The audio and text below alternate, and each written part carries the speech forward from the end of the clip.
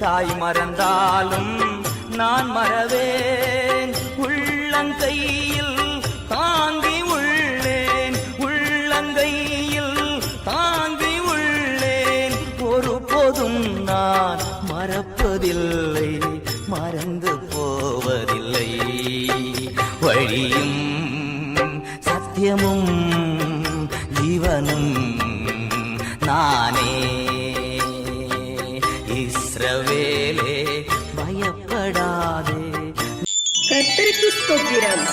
இன்றைய நாளுக்கான பரிசுத்த வேதாகம வசனம், மனுஷன் தன்னுடைய செய்கையை விட்டு நீங்கவும் மனுஷருடைய பெருமை அடங்கவும் செய்கிறார்.